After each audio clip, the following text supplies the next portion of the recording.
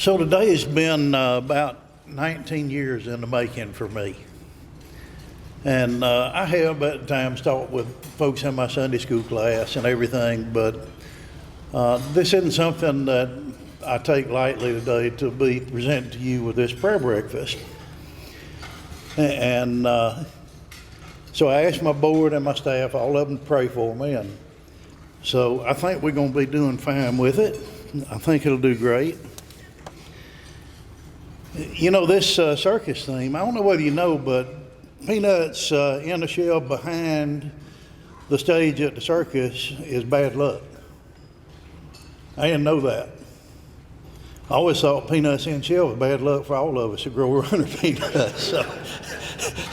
So anyway, and another little fact, what circus animal is identified as loving peanuts? Anybody? Elephant. They don't like peanuts. That's a whole new market for us. We could take and get them doing peanuts. On April 24th of 2007, something happened that changed my life. We had a hearing in Washington, a markup on the farm bill the next day. And so I had my whole board. We had Bob Redding, Randy Griggs was up there, John Harrell was there, and we were all there to support getting us a farm bill for peanuts, a peanut program. And so Armin Morris wanted to stop at Chili's in the Atlanta airport. And bless goodness, I got some kind of I got that Mexican lettuce bug, I think is what I got. So I wasn't feeling the greatest in the world when we went to supper that night. And all of a sudden I get a message on my phone. I first had a call and I didn't answer it because I was in the middle of something. And so I get the message on the phone and it was Cheryl. And now Cheryl doesn't sensationalize. Cheryl, my wife, I love her to death because she has a manufacturing defect. From her brain to her mouth is direct drive. There ain't no transmission, no clutch. I know where we are. And then she just stays right on in high gear and she doesn't back up and she never puts it in reverse and comes back and revisits it. You know where you are. And that's good for me. I like that kind of transparency, but she left me a message and she said, I've got to tell you something that's worse than anything I ever had to tell you. And so, you know, I didn't know what that could be because one Friday night I came in from being out of town and she had the bottom element out of a water heater with a Dairy Queen plastic spoon dipping the sludge out and putting a new element in a water heater. So she's pretty self-sufficient for somebody that had to do a lot of things alone by herself.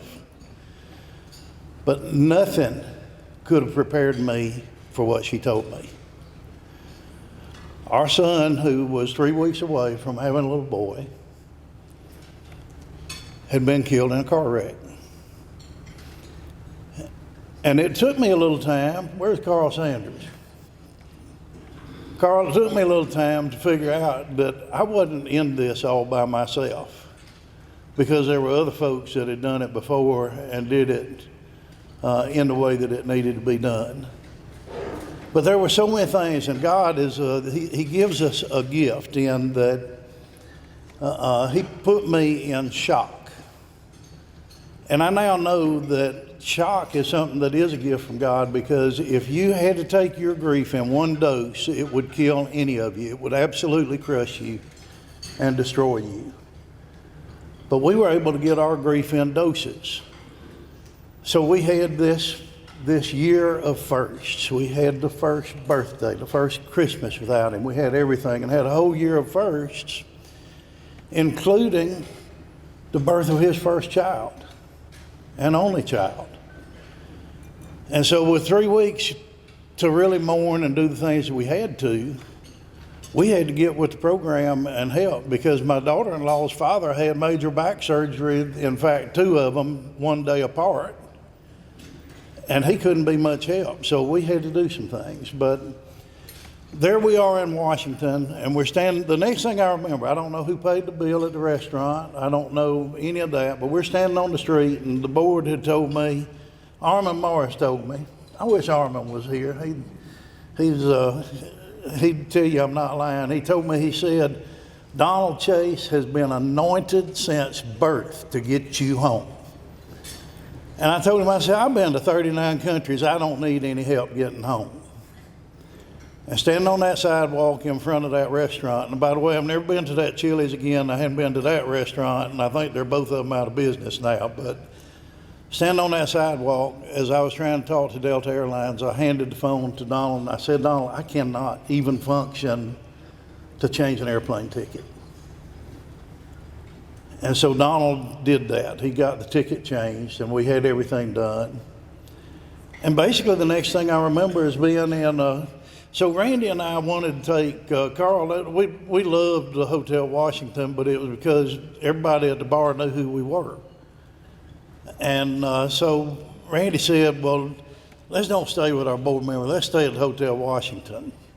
So the Hotel Washington has rooms that are about like the size of a broom closet. And here we are in my room, is the next thing I remember, in this room that's about the size of a broom closet, with all of my board members, with Bob Redding, my board members including one advisory board member, John Harrell. Randy found out about it. He showed up. And I'm sitting there with all these good Christian men around me, and I said, guys, I don't know what we're going to do, but we need to pray. And so in that hotel room, everybody in the room prayed. Everybody. Now, I'm sure that I can take and I can tell you a story and I can spin it pretty good, and I can make it last. And I'm sure I probably did that with God a little bit, but I only remember really one thing that I prayed to God for. I said, God, you and I both know me, and I'm going to get mad at you. And when I get mad at you, you better hold me tight. And that's the part of the prayer that I remember. But I knew that I had all these people that had my back, that were praying for me, and I just had to take comfort in that. The next thing I remember telling me is, I don't know what's going to happen, but I'm going to be really busy when I get home, and I really need to try to sleep. And I don't know which one of them prayed for me to have a good night, but I appreciate it because I slept right through the night. I was up early. Everything's great. And Donald and I get on in a car, and we go to the airport, and we get on the airplane. And I think Donald didn't want to sit by me. You didn't want to sit by me, Donald, because he was across the aisle one row up from me. No, I'm teasing Donald, because what he did was something that God directed, where we ended up, I'm convinced, on that airplane. And if you don't believe that there are angels on earth and that each of us can be one of them at a time, then open your mind up and talk to the good Lord. Because I'm sitting in, and this is when they didn't fill up all the airplanes. You know, they had 19 years ago, they had some empty seats. And I'm sitting in the aisle seat, and there's an empty seat, and there's a lady sitting by the window. And I wasn't sobbing or, anything, but I was somber, certainly. And all of a sudden, she reached over and just touched me on the hand. And she said, I don't know what you're going through, but I'm going to promise you, God's going to take care of it. And man, I was set back, and I said, ma'am, I don't know whether you believe in angels. But man, God just sent me an angel. And I kind of told her what was going on, and she said, you're going to be all right. It's going to happen. So we get on in. Donald left his vehicle. I don't know how you ever got that vehicle, Donald. Was it a Tesla that would drive itself? But anyway, Donald left his vehicle, brought my commission truck and me back to Tifton. Well, we get to Macon, And Donald says, you know, we need to get something to eat. Well, any of you that know Donald is that he is loyal to his product, because he said, I think my chicken is in this Chick-fil-A today. And we had chicken minis. And you know, I needed those kind of things to happen, because I didn't need everything to be heavy, and to be sitting there with Donald at the Chick-fil-A eating chicken minis, and him talking about the fact that those could be his chickens. You know, I needed those kind of things to lighten things up a little bit. So we get on to the house, and Donald was heartfelt toward what we had done, and he and Cheryl were in the other part of the house visiting. And I don't know if y'all understand this, but I like bright things. You see, my socks, I like bright things. I like bright ties. I like everything. Well, all I had on that trip were like suits, and so I come in with with a suit coat on. Probably didn't have the tie, but I got in the house and I looked for the most drab outfit that I could find to put on. It was a khaki shirt and khaki pants, and that's pretty drab for me, because I'm usually a little more flashy than that. And got ready to go to the funeral home to see my son's lifeless body. And the anger overtook me. And I raised my fist from my chest of drawers. And I got about right there, and I knew what Abraham experienced with the lamb in the thicket. And I never made it to that chest of drawers, because I was going to break something, and it was probably going to be me and not the chest of drawers. And I had this small voice that then told me, he said, I will never forsake you. And I knew that I had a partner in getting through this. So we go on, I go to the funeral home and I look and everything, and it's funny the things that bother us sometimes. And I told Cheryl, I said, this is awful. I said, I'm going to bury my son and not have a haircut. I don't know why that bothered me. That was so silly. It was something, we worry about the dumbest things sometimes. But that worried me. So being Erica's dad had had the surgery, that became the gathering place, and the deacons brought a refrigerator, and there was food going out everywhere. And we were over there, and the guy that cuts my hair walked in with a pan of lasagna. And this is another angel. Because he looked at me and he said, you look a little shaggy. What time you want to come get your haircut in the morning? I said, how about 6 o'clock? And he met me at 6 o'clock that morning and cut my hair the next morning. And that was the day of the funeral. And, that was something that I know that God heard me, and he knew I was hurting. And he told me he wouldn't forsake me. And he didn't. So the day that I had gotten back, I went by the church, and I was going to see the preacher, and I felt like I needed to do something, and I didn't know what to do, because we don't know what to do. And so I was there at church, and Bob Lynch, who Brad had worked with USDA as a student worker, was there, and he was deacon of our church, and he saw me going toward the preacher's office, and he said, Don, I want to ask you a question. You've been all over the world. I said, yeah, I've been all over the world. He said, if you could fly to heaven right now, would you go up there and bring him back? And I said, Bob, I can't answer that question right now. You got to let me think about it.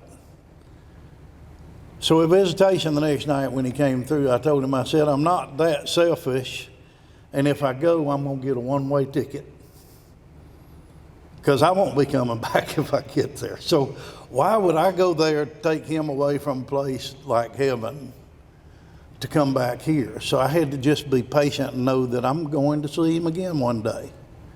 And that's where our where our joy comes.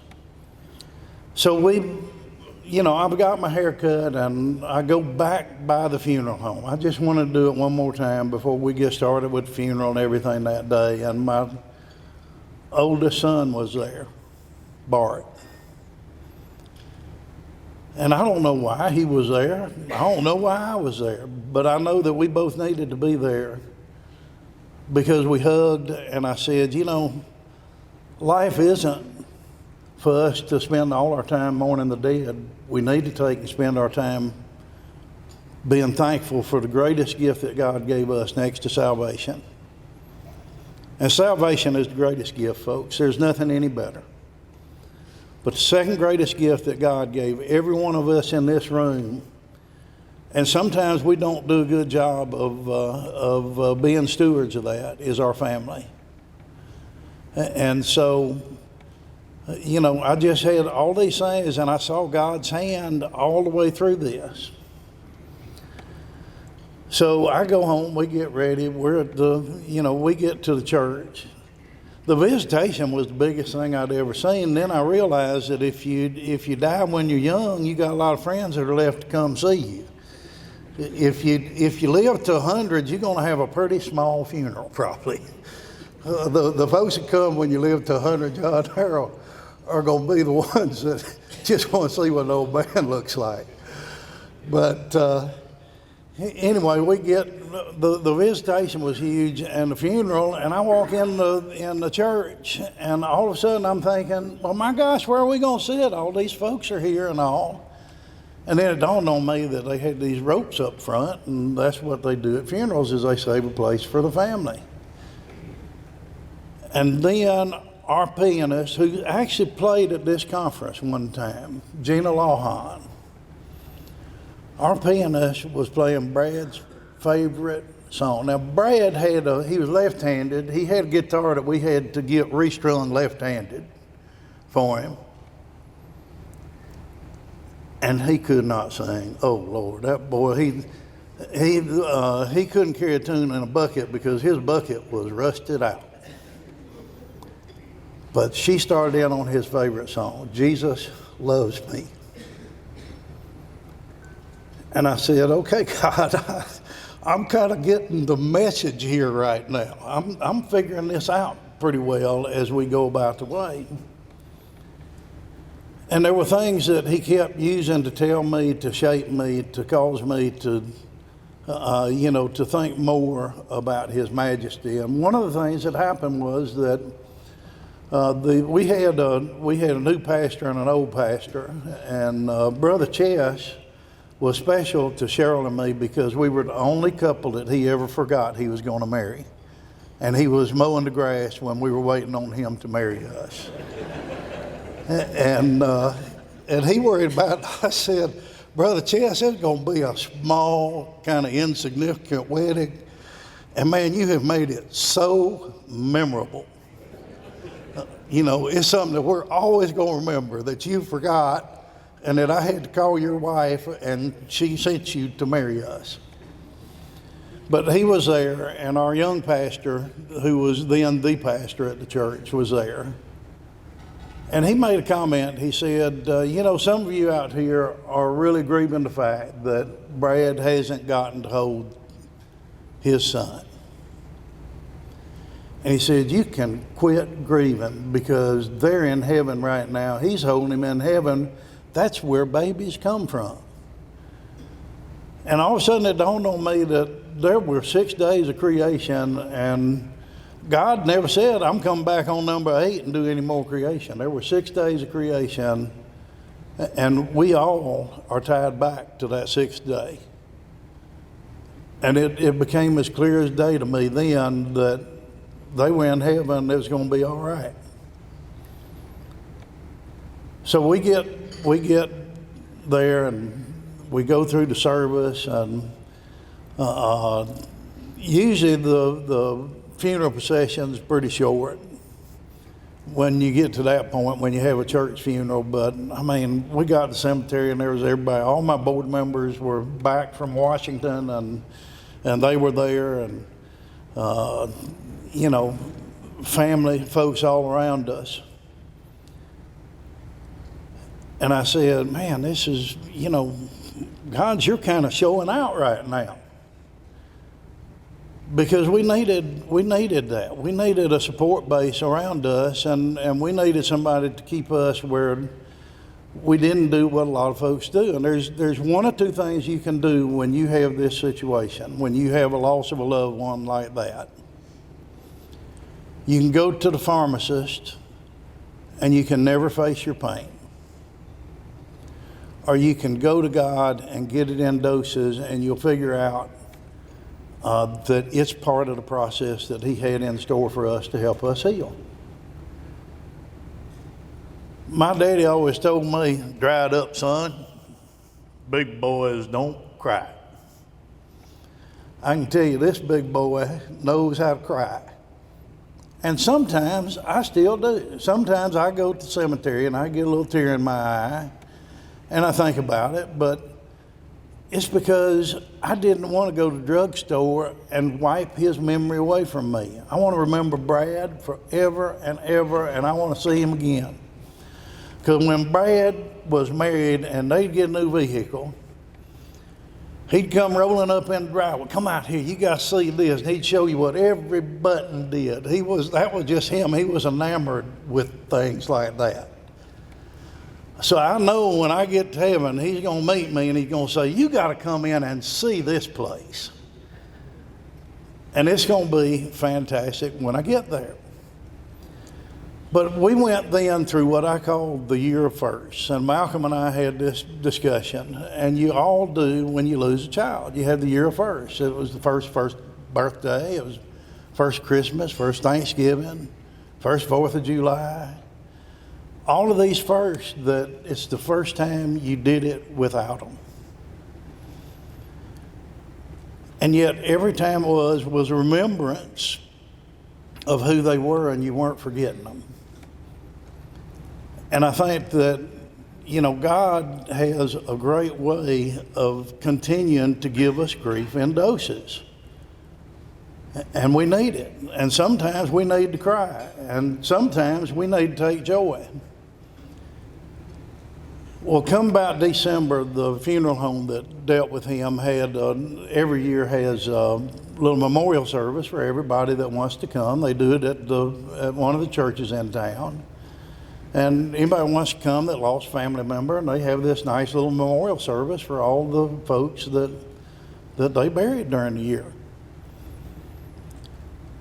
And we're there, and there was a lady kind of sitting over, and her method of grief was much different than my daughter-in-law, because it was whoa, whoa, whoa, whoa. And so everybody knew she was grieving. My daughter-in-law sat right beside me, and she had a Kleenex, and she'd go, and she'd kind of wipe her nose, wipe her eyes, and she was very somber, but very trusting, and I learned so much from her about grief and about the things that you can do. She's got a rest of the story that's pretty fantastic, because we actually have another grandson that folks didn't know about. And all these grands and children are steps to me, but they were never steps. They were my children, they're my family, they're my gift from God. So she lost a child at about 8 days old that had a 13th chromosome, a condition called trisomy 13. And how a woman can lose a husband and a baby and have faith that's stronger than it ever was is just amazing to me. It is. And it tells you the magnificence of God if you just open up and trust Him. And so God has taken, and Job had a lot of trials, and he was blessed. And I didn't have near the trials Job had, but God has honestly blessed me through this journey, and with the family, and with me understanding the importance of family. And that's what it's all about, is God provides solutions. And at this meeting, we've got some things that you're going to look at and you're going to say, why did they do that? Like the College of Public Health is here at this meeting from the University of Georgia. Farm suicide rates are 3 times the national norm for suicide rates. So that ought to shock us just a little bit, that we would think things are that hopeless. And yet, I know a young farmer that loved farming and everything, and he couldn't make another go of it, but God's got his attitude right, and he's still a happy guy. And he knows that whatever happened, God's got it in store for him right now. And I think we've all got to remember that God has a plan for you if you just trust him. And for some of you, it may not be farming. It may not. For some of your neighbors, it may not be farming. But it's a perfect plan. And Cheryl and I and our whole family have had the opportunity to live God's perfect plan. And I pray that for each and every one of you this year and every year. Thank you.